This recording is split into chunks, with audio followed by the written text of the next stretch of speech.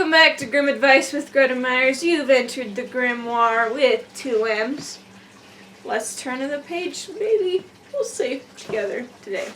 Alright, today we have the pink, not unlike my shirt.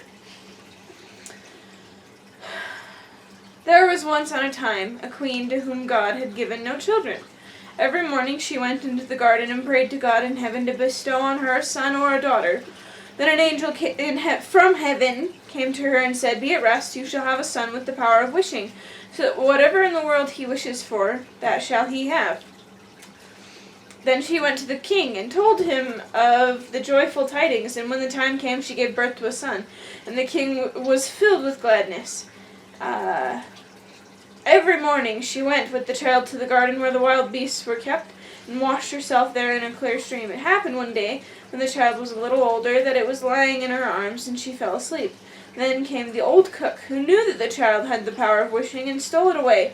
And he took a hen and cut it in pieces, and dropped some of its blood on the queen's apron and on her dress. Then he carried the child away to a secret place, where a nurse was obliged to suckle it. And he ran to the king and accused the queen of having allowed her child to be taken from her by the wild beasts.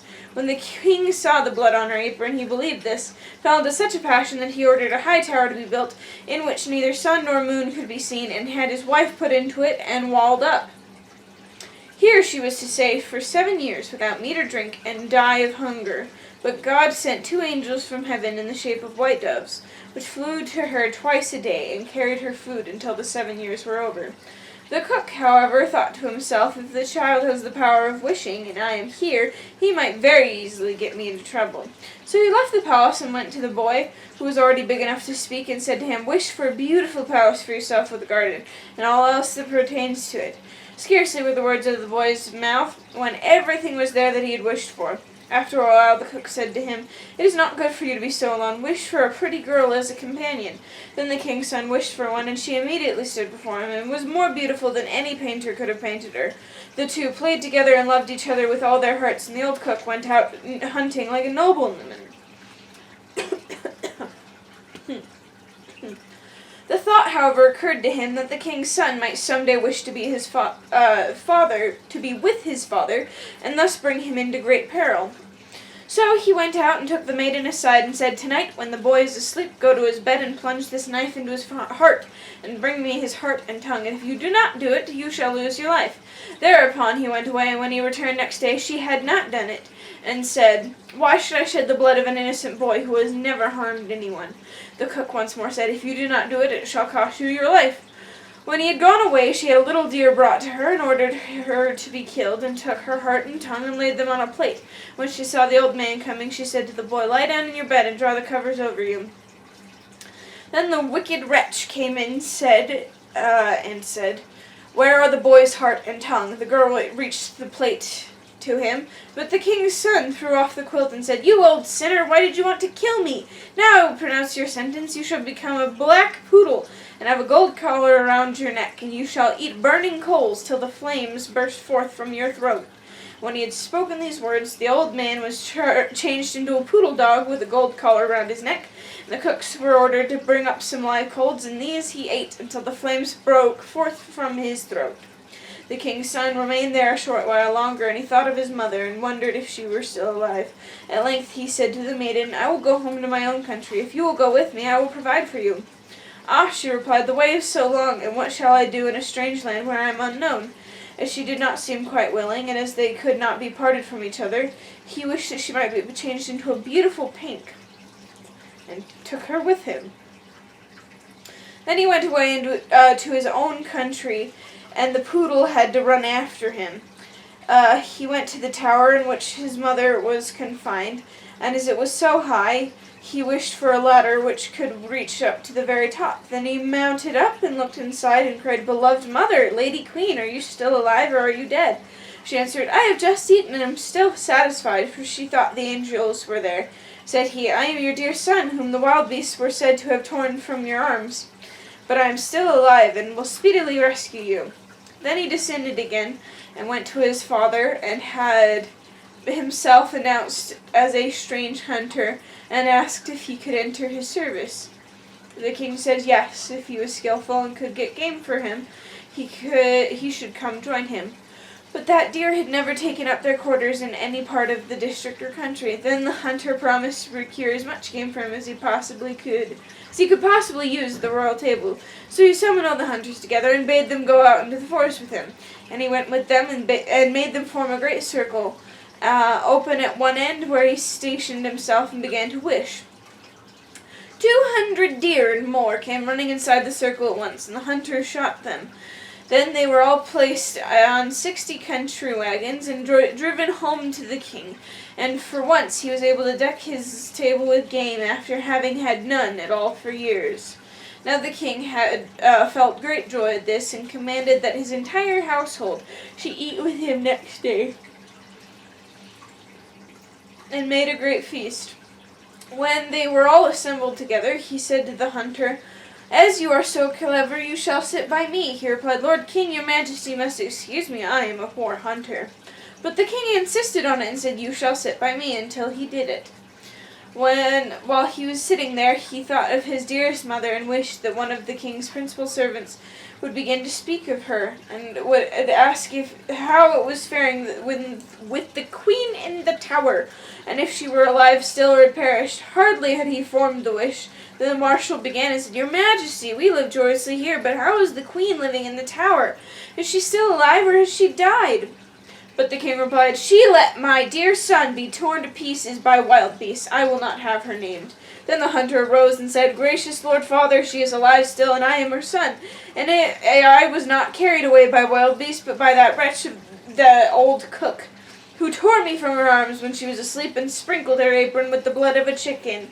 Thereupon he took the dog with the golden collar and said, "This is the wretch," and caused live coals to be brought, and these the dog was compelled to devour before the sight of all, until the flames burst from its throat. At this the hunter asked the king if he would like to see the dog in his true shape, and wished him back into the form of the cook, in which he stood immediately with his white apron and his knife by his side. When the king saw him, he fell into a passion and ordered him to be cast into the deepest dungeon. Then the hunter spoke further and said, "Father, will you see the maiden who brought me up so tenderly and who was afterwards to murder me, but did not do it though her own life depended on it?" And the king replied, "Yes, I would like to see her." The son said, "Most gracious father, I will show her to you in the form of a beautiful flower." He thrust his hand into his pocket and brought forth the pink, and placed it on the royal table, and it was so beautiful that the king had never seen one equal to it. Then the son said, "Now I will show her to you in her own form," and wished that she might become a maiden, and she stood there looking so beautiful that no painter could have made her look more so. Then the king sent 2 waiting maidens and 2 attendants into the tower to fetch the queen and bring her to the royal table. But when she was led in, she ate nothing, and said, "The gracious and merciful God, who has supported me in the tower, will speedily release me." She lived 3 days more, then died happily. And when she was buried, the 2 white doves, which had brought her food to the tower, and were angels of heaven, followed her body and seated themselves on her grave.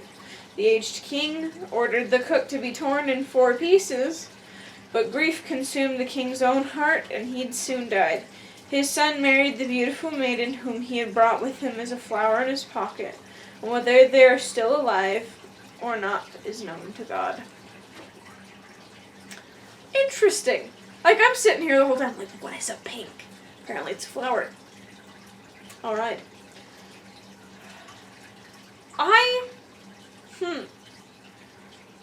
First off, it makes me so happy we turned a page today. Second off, hello.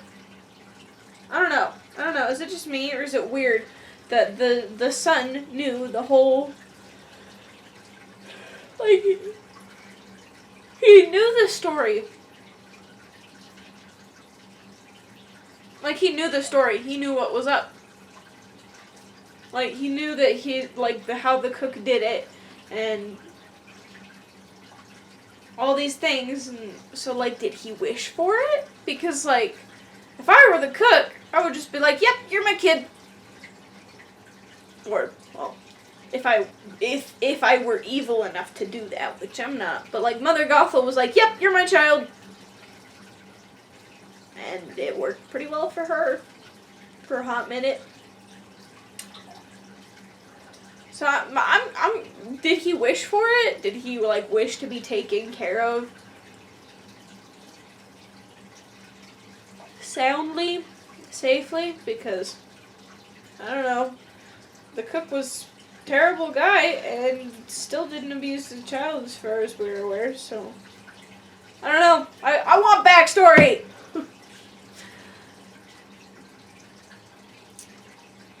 Okay.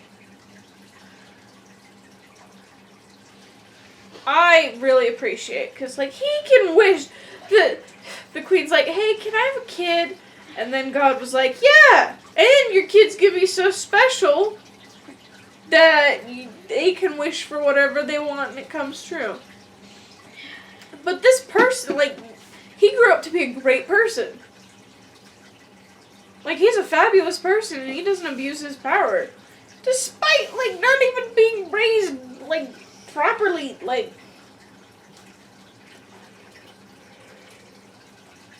However, he did have one important thing growing up, and that was love from the maiden.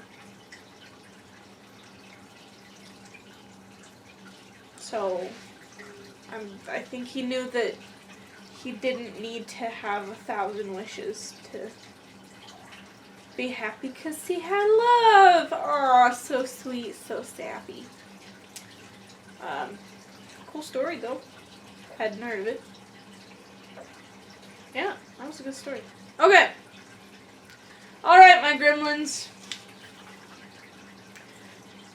Thank you for joining us for another happily ever after or not so happily ever after. That's it for you to decide, and what you decide is valid. Because you're valid. You are. Either way, this is the end for this episode, so tune in later and we can learn more and turn a new page, maybe, someday. Again, this was good. Together.